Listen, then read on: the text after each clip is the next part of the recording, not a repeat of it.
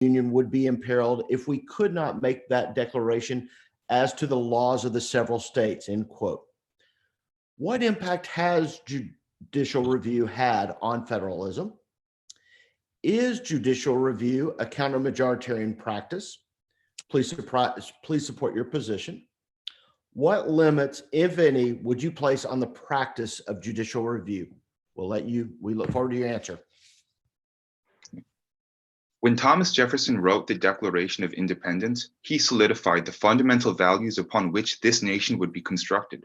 Though there were initially practices which conflicted with these ideals, as time progressed, our nation was able to institute a legal framework to overturn these discriminatory policies and uphold the values this nation was built upon.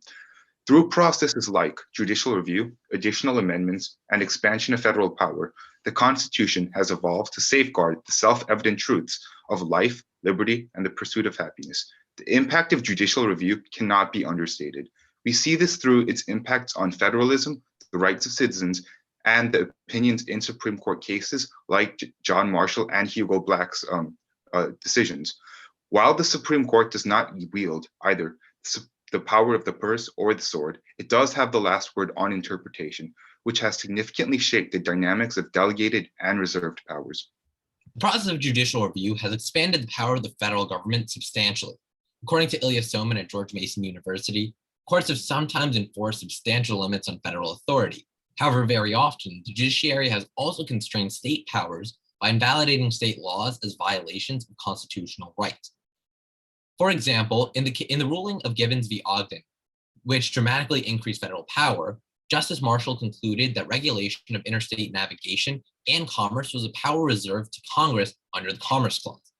Historically speaking, powers emanating from the Commerce Clause, Necessary Property Clause, and the 14th Amendment all have been expanded through judicial review to enhance the powers of the federal government. That being said, judicial review has been applied in cases such as Prince v. United States and Lopez v. United States in ways which empower states by placing limits on federal power. We believe that judicial review hasn't necessarily empowered the federal government at the expense of the states. Rather, it has diminished the ability of the states to create laws which contradict the Bill of Rights. The practice of judicial review is counter-majoritarian because it relies on the will of 9 justices to decide issues for the whole country. This is further proven by the fact that these justices are not even elected by the people. They are appointed by the Senate, and they're appointed by the president and confirmed by the Senate. However, just because it's a counter-majoritarian practice does not mean it's bad. The court usually sides with public opinion, but in the case that it doesn't, counter-majoritarianism allows it to do so. It ensures that the Supreme Court will not bend to public opinion and political parties as the framers intended. This also prevents tyranny of the majority, following what Alexander Hamilton said in Federalist 78, quote, "It is not otherwise to be supposed that the Constitution could intend to enable the representatives of the people to substitute their will to that of their constituents.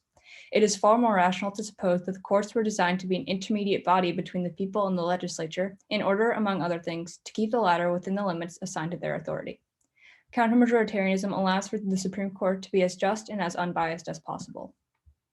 I believe there not be any limitations on the practice of judicial review because it essentially stands as a safeguard for any actions or laws that could be deemed harmful to our republic. By exercising the practice of judicial review, unconstitutional laws are prevented from being passed into government to protect us from anything unfit for the U.S. A case where this was exercised and represented was the Marbury versus Madison case, 1803. Open quote, "It is emphatically the province and duty of the judicial department to say what the law is." Close quote. On the other hand, this helps each co-equal branch determine the validation and reading of the law unless deemed unconstitutional. Overall, we believe the practice of judicial review is essential in helping keep the government accountable.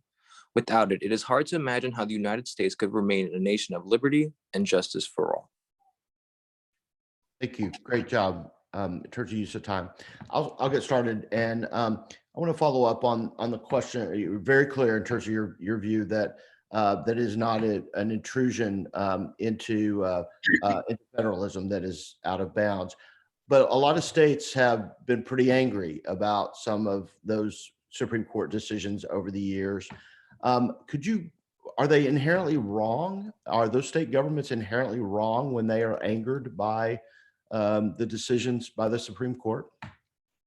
I personally believe that their feelings are 100% justified. At the end of the day, the United States stands for freedom of expression and free thought, which these nations are very appropriately acting upon. So I believe that by no means are they in the wrong. However, they have to respect the ruling of the Supreme Court because of the judicial system the United States has set up and that it's operated under for years. I believe that the respect for the court's rulings should be held to a higher standard, especially because you have representatives from the states, the representatives in the Senate. They're the ones who are saying that the Supreme Court justices are okay, and they're the ones approving the appointments. Yeah, to add on to what Ethan said, I believe that states should be thought of as almost laboratories of democracy. And given that they're laboratories, sometimes those experiments, such as state laws, might not work out. So it's not necessarily that they're wrong, but it's just more so that the ideas that they thought of in their respective state in order to prepare legislation for their people might not have been constitutional. But there's nothing necessarily wrong with that. It's more that the Constitution checks and balances do not allow for those specific legislations to pass. Yeah, but I thought that in a political democracy, that majorities could set public policy. And if majorities are setting public policy, then let's pick one like redistricting. If the state likes its current redistricting lines and the way it'll elect state and federal officials, why should 9 unelected, unaccountable people in robes intrude and change the will of the political majority in a state? Those 9 justices have been vetted by the president, appointed by them, and confirmed by the Senate.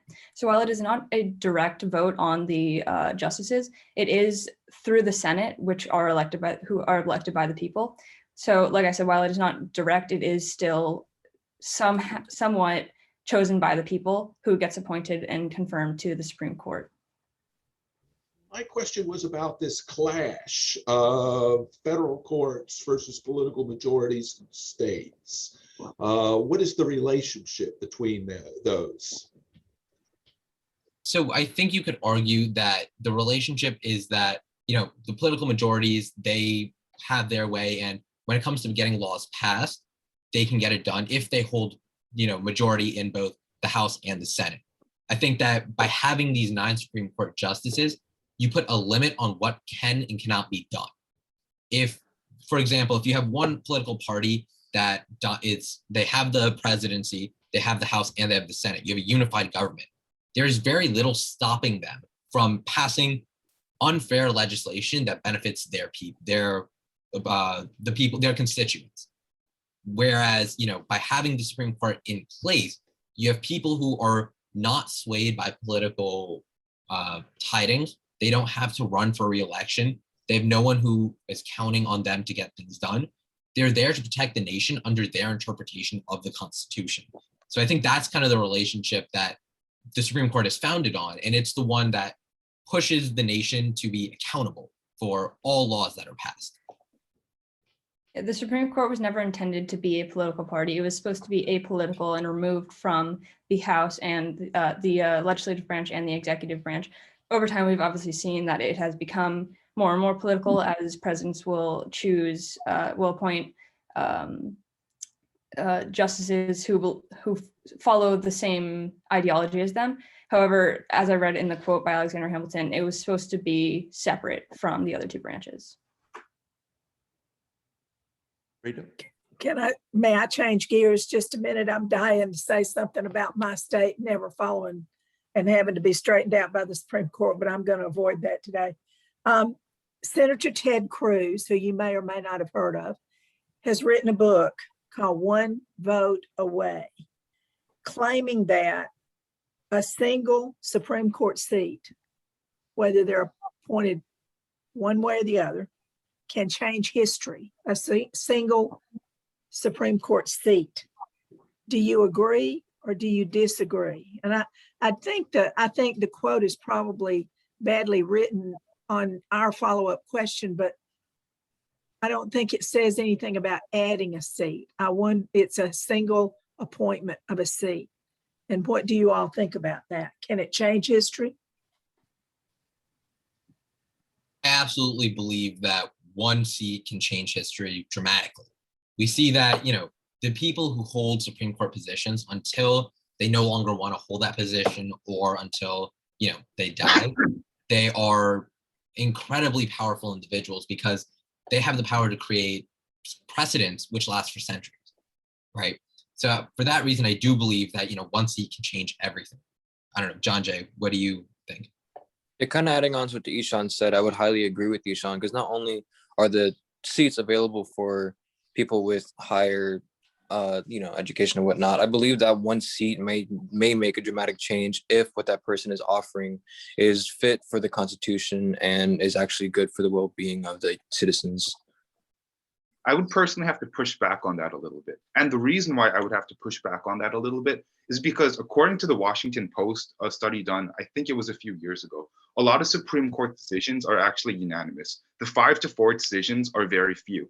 And given that the 5-4 decisions, or even like the 6-3 decisions, are much fewer than the unanimous ones, it shows that the idea of one simple Supreme Court justice voting a certain way, changing the course of history, is less likely, as the Supreme Court, for the most part, agrees on most of its ideology and agrees on its foundations of the Constitution. So to say that it's simply one vote away from changing the entire course of history is a little bit overstated.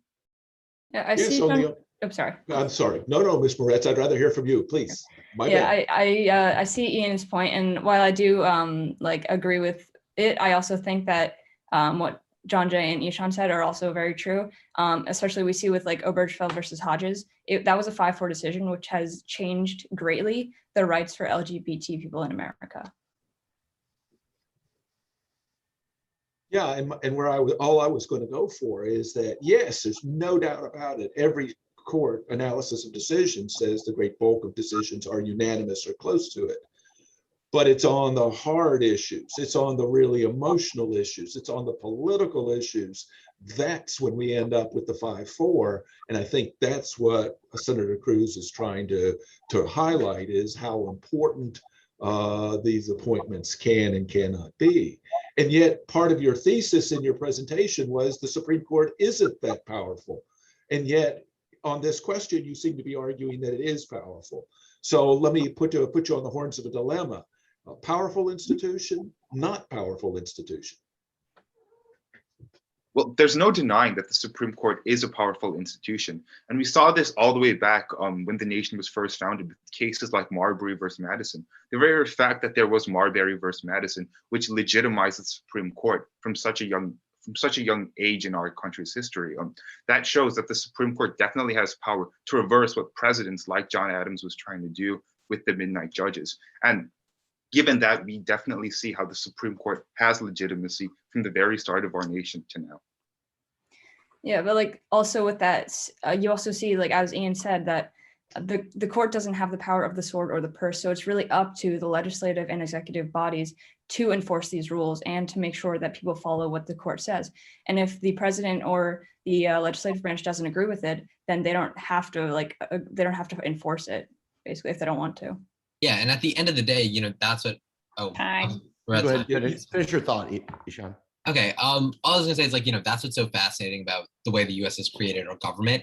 It's a system where every branch individually is powerful, but when looked at as a whole, they all check each other in a way to maintain that balance, which is fascinating. Thank you. All right, y'all can breathe a bit, and very, very good job.